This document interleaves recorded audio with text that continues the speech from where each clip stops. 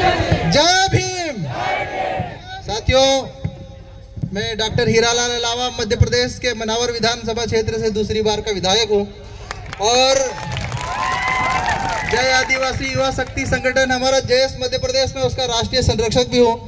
भाई जिग्नेश मेवानी जी के विशेष आग्रह पर यहाँ के जो दलित, आदिवासी, ओबीसी वर्ग के लोगों के साथ जो कलेक्टर नेहा कुमारी ने जो अभद्रता व्यक्त करी और जो यहाँ के दलितों, आदिवासियों और ओबीसी वर्ग के आन बान शान सम्मान और स्वाभिमान के साथ ठेस पहुंचाई, उसके खिलाफ आर या पार की लड़ाई लड़ने के लिए मैं आप लोगों के बीच आया हूं।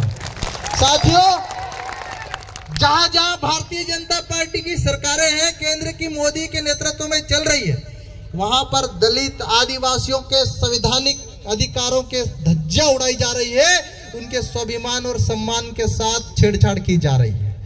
मैं मध्य प्रदेश से आता हूं और जिस प्रकार यहाँ पर एक दलित व्यक्ति के ऊपर, दलित युवा के ऊपर जो अभद्रता के साथ उसके स्वाभिमान के साथ ठेस पहुंचाई गई, हमारे मध्य प्रदेश में भी भारतीय जनता पार्टी के शासन में दबंगों के इतने हौसले बुलंद है कि वहां आदिवासियों के माथे पे मूत रही है सरकार। वहां पर आदिवासी बेटियों को 10-10 फीट गहरे गड्ढे में गाड़ रही है सरकार। वहां के आदिवासियों के जल जंगल जमीन को छीन रही है सरकार।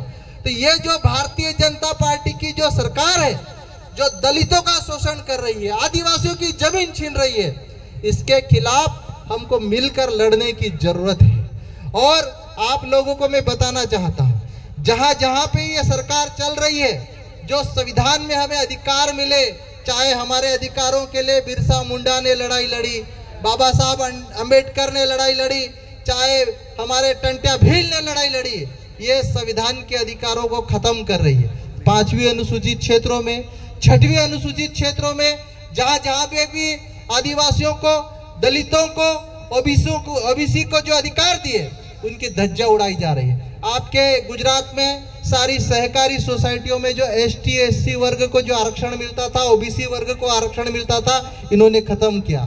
मध्य प्रदेश में भी खत्म किया, छत्तीसगढ़ में भी खत्म किया। सारा प्राइवेटाइजेशन, हर जगह ठेके, अस्पतालों को ठेके पे, इन्होंने बैंकों को ठेके पे, बड़ी बड़ी संस्थाओं को बेचा और आज ये स्थिति है कि हमारा ST SC वर्ग के जो संविधान में बाबा साहब अम्बेडकर ने, फुले जी ने जो अधिकार दिलाए, उन अधिकारों को ये सरकार छीन रही है। हमने जल जंगल जमीन की लड़ाई के लिए बिरसा मुंडा ने जो लड़ाई शुरू करी थी, उस लड़ाई को ये नई पीढ़ी के ST SC और ओबीसी वर्ग के पढ़े लिखे युवाओं को एक होकर इस सरकार के खिलाफ आवाज उठाना होगा।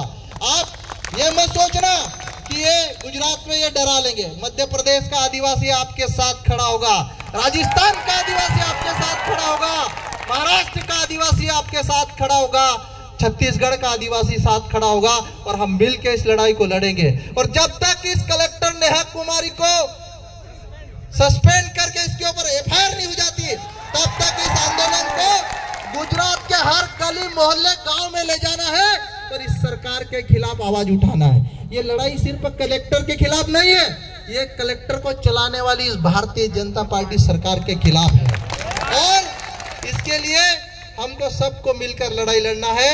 आप सभी को बाबा साहब अंबेडकर के इस परिनिर्वाण दिवस में मैं सत सत नमन करता हूं और इस जल जंगल जमीन की लड़ाई, स्वाभिमान की लड़ाई को जब तक इस कलेक्टर को, ये सिर्फ, और आप सभी को मैं ये बताना चाहता हूं, ये लड़ाई सिर्फ इस एक अकेली कलेक्टर खिलाफ नहीं है।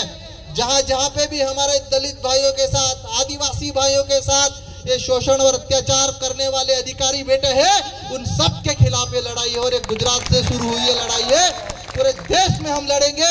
आप सभी को जय जोहार, जय आदिवासी, जिंदाबाद, जय भीम।